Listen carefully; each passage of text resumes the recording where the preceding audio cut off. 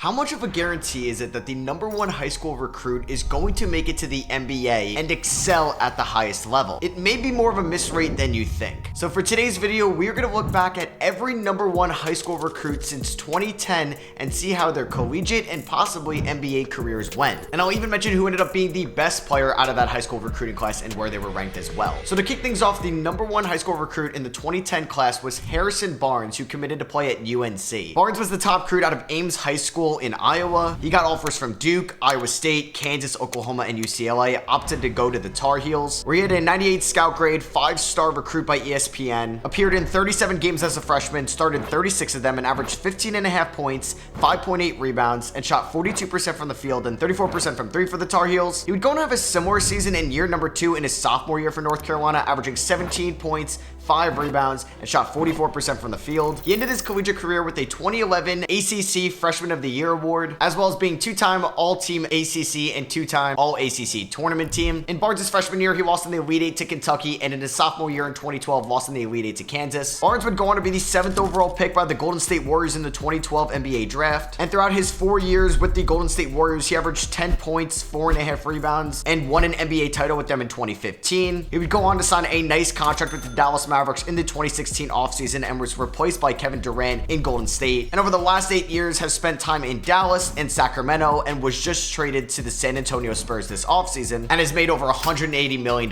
in the NBA. And the best player from that 2010 recruiting class wasn't Harrison Barnes, it was Kyrie Irving, who was ranked 3rd and went to Duke. In 2011, the best recruit from this class was actually the #1 overall recruit, 5-star recruit, 98 grade by ESPN, out of Chicago, Illinois, Anthony Davis. Anthony Davis had one of the greatest one-and-done college careers of all time, winning the Wooden and Naismith Awards. He was the 2012 AP Player of the Year, multiple SEC awards, averaged 14 points and 10 rebounds in 40 games for the Wildcats, shooting 62% from the field, and also averaged 4.7 blocks a game in a season in which Kentucky went 38-2 and won the national championship against Kansas. Davis would go on to be the #1 overall pick by the New Orleans Pelicans in the 2012 draft, spent 7 years in New Orleans, averaging 24 points, 10.5 rebounds, and 2.5 blocks a night, and cemented himself as one of the best players in the NBA. And now he's going to be going into year number 13 in the NBA as a 9-time All-Star, a 5-time All-NBA member, a 5-time All-Defensive member, and is on NBA's 75th anniversary team. Yeah, AD is the 2011 #1 high school recruit. Definitely lived up to the hype. Kentucky had back-to-back #1 recruits as they got the best big man in the 2012 class, Nerlens Noel. Out of Everett, Massachusetts, he got offers from Georgetown and Syracuse, but opted to play for Coach Cal in Kentucky. And Noel's freshman year was kind of the opposite of Anthony Davis's freshman year, as Kentucky was very disappointing in the 2013 season, going 21-12 and missing out on the March Madness tournament as a whole. Nerlens Noel went on to average 10.5 points and 9.5 rebounds for the Wildcats and was on SEC All-Defensive Team. Noel, like A&D, was a one-and-done and ended up being the 6th overall pick by the Pelicans during the 2013 draft, but was traded for Drew Holiday to the Philadelphia 76ers on draft night. Noel's had a 9-year NBA career, with his best years coming in Philadelphia and Dallas. He was waived by the Sacramento Kings last season, but has had a nice career, earning over $45 million. The 2012 recruiting class was notably bad in this century, and the best recruit, in my opinion, out of the top 100 was Fred VanVleet, who was ranked 83rd overall, went to Wichita State, and was even undrafted in the 2016 draft. One of the most hyped up recruits came in the 2013 class, and that was Andrew Wiggins. Out of Ontario, Canada, he got offers from Florida State, North Carolina, and Kentucky, but opted to play at school for Kansas. Andrew Wiggins was also a one-and-done player in 2014, where he averaged 17 points and 6 rebounds a night for the Jayhawks. Kansas would go on to get eliminated by Stanford in the round of 32. Wiggins' freshman year at Kansas definitely didn't live up to the hype it had going into it, and then ended up in some competition with Jabari Walker to be the #1 overall pick. But then Andrew Wiggins ended up going #1 overall to the Cleveland Cavaliers, but then was traded in the Kevin Love deal. Wiggins has spent 10 years in the NBA for the Minnesota Timberwolves and Golden State Warriors. He's averaged over 18 points and 4 rebounds and won an NBA Finals with the Warriors in 2022. This same year, he had his lone All-Star appearance in the NBA, and Wiggins has made over $190 million in the NBA, and he still has $84 million left guaranteed to make. And the best recruit also from that 2013 class went to Kansas. It was the 6th ranked prospect out of Gainesville, Florida, Joel Embiid. The number 1 recruit in 2014 also went to a blue blood, a consistent trend here, and it was Jahlil Okafor. Out of all the players we've mentioned so far, Okafor definitely had the second best college run next to Anthony Davis. He was also a one-and-done player, appearing in 38 games for Duke in 2015, averaging 17 points and 8.5 rebounds. He won a national championship with Duke and was one of the best collegiate players that season, but Okafor's game did not translate well to the NBA. In his rookie year, he finished 5th in Rookie of the Year voting and averaged 17.5 points and 7 rebounds a night for the rebuilding 76ers, but his play dropped off every single year after that, jumping from Philadelphia to Brooklyn to New Orleans and Detroit in 2021, and is currently playing professional basketball in Puerto Rico. In hindsight, the best player from that 2014 recruiting class was the 18th ranked prospect out of Mississippi in Devin Booker. In the 2015 class, we had a prospect with super high pedigree going to LSU from Australia who attended Montverde Academy, Ben Simmons. So this is the first number 1 recruit that didn't commit to a blue blood. Ben Simmons shocked a lot of people when he went to LSU, when his only other offer was from Kansas. In his freshman year at LSU, he appeared in 33 games and averaged 19 points, 12 rebounds, and 5 assists, and played his way to being the unanimous number 1 overall pick in the 2016 draft. And Simmons has had a unique NBA career, missed all of his rookie season due to injury with his foot, appeared in his rookie year in 2018 and won Rookie of the Year, had a great 4-year peak for the Sixers from 2018 to 2021, averaging 16 points, 8 rebounds, and 8 assists a night, and being on multiple all-defensive first teams and having multiple all-star appearances. And then we all know the Ben Simmons fall off after the 2021 playoffs, was traded to the Nets in 2022, and has currently played 57 games since the 2021 season. And the best recruit from that class is Jaylen Brown, who was the 4th ranked recruit who ended up going to California. Or you can give love to the 43rd ranked recruit from this class, Donovan Mitchell, who went to Louisville. The number 1 recruit in 2016 committed to Duke, a big man here, and his name is Harry Giles. Harry Giles only played his freshman year at Duke, where he appeared in 26 games and averaged 4 points and 4 rebounds, and he was banged up throughout his freshman year at Duke. And it shocked a lot of people when he declared for the NBA draft in 2017 and still ended up going in the first round to the Portland Trail Blazers with the 20th overall pick, but was then traded to Sacramento. Giles' first 3 years of his career, he averaged 6 points and 4 rebounds across 142 games for the Kings and the Portland Trail Blazers. He didn't play in the NBA in 2022, he was in the G League, and then in 2023 missed the whole year due to a knee injury. And he did appear in 23 games in the 24 season for the Brooklyn Nets and the LA Lakers. He signed a 2-way contract with the Lakers back in March and is currently not assigned to a team right now. And this 2016 recruiting class was really good, and the best player from that was the 3rd ranked recruit in my opinion,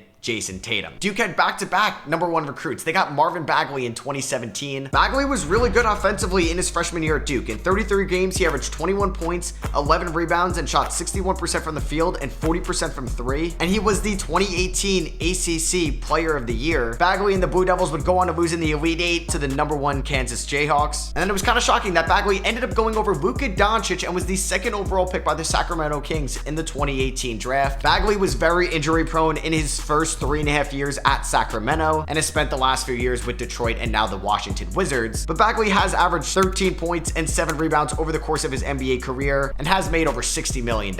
And the best player from this 2017 recruiting class was the 35th ranked recruit who ended up going to Kentucky, Shai Gilgeous-Alexander. Duke had the number 1, number 2, and number 3 ranked recruits in the 2018 season. Cam Reddish was 3rd, Zion Williamson was 2nd, and RJ Barrett was 1st. All 3 of those Duke players were one and dones, and in RJ Barrett's freshman year, he averaged 22.5 points, 7.5 rebounds, and 4 assists for Duke and shot 45% from the field. He was obviously overlooked in his freshman year because of Zion Williamson's breakout campaign, and that Duke Blue Devils team ended up losing to Michigan State in the Elite 8. Barrett ended up being the 3rd overall pick in the 2019 draft behind Zion Williamson and Ja Morant, averaged 18 points and 5 rebounds a night for the Knicks in his 4.5 years there before then getting traded in the OG Anunoby trade last December, and is expected to be a breakout player for them in the 2025 season. And Zion Williamson ended up being the best recruit from this class. In 2019, James Wiseman was the number 1 recruit who got offers from Arizona, Florida State, Kentucky, Kansas, and North Carolina, but decided to play for Penny Hardaway at Memphis. Wiseman only appeared in 3 games in his freshman year for Memphis, averaging 20 points and 11 rebounds, and even with the injury concerns of his game, still went 2nd overall to the Golden State Warriors, 1 pick ahead of LaMelo Ball in the 2020 draft. Wiseman appeared in just 39 games in his rookie year in the NBA and didn't play at all in his sophomore year because of a knee injury, and that was the same year the Golden State Warriors won the NBA title. He was then traded to the Detroit Pistons at the 2023 trade deadline and just signed a contract with the Indiana Pacers for the minimum this offseason. And the best recruit in this class had to be the 4th ranked recruit Anthony Edwards, who played at Georgia. The number 1 recruit in the 2020 class didn't play collegiate basketball. It was Jalen Green, who opted for the G League Ignite. Jalen Green's G League Ignite stats were 18 points, 4 rebounds, and 3 assists a night, and he ended up shooting 46% from the field and 36% from 3. It was good enough for him to go number 2 overall in the 2021 draft to the Houston Rockets, where Green has been relatively inconsistent in his first 3 years in the NBA, averaging 20 points and 4 rebounds, but has shot 42% from the field and 33% from 3, and is entering a big year 4 where he's going to be playing for a rookie max extension from the Houston Rockets. It's a small sample size, but I'll say the best 2020 recruit right now is still Cade Cunningham, who went number 1 overall in the 2021 draft and was the 2nd ranked recruit to Oklahoma State. The number 1 ranked recruit was Chet Holmgren in the 2021 class out of Minnesota, and turned down offers from Michigan and UNC to go to Gonzaga. Where in Chet's freshman year for the Bulldogs, he averaged 14 points, 10 rebounds, and 3.5 blocks a night, and was the 2022 West Coast Conference Defensive Player of the Year, a year in which Gonzaga lost in the Sweet 16 to 4th ranked Arkansas. Chet was the 2nd overall pick in the 2022 NBA draft, missed his whole rookie season with a foot injury that he suffered in the offseason, and just had his rookie year with Oklahoma City, in which he averaged 16.5 points,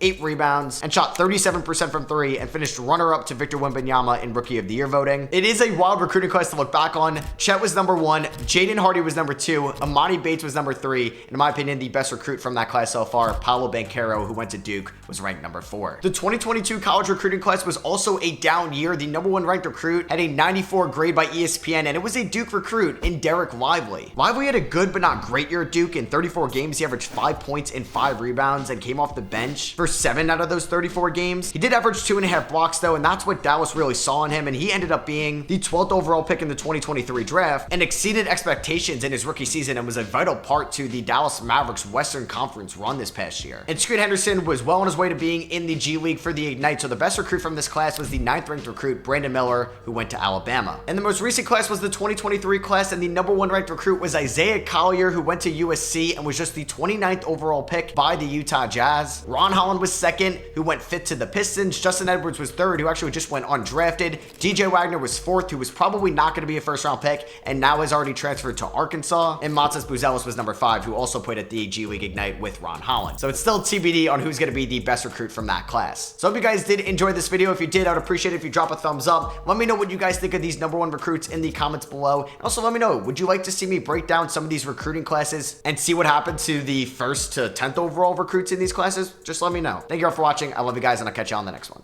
Peace.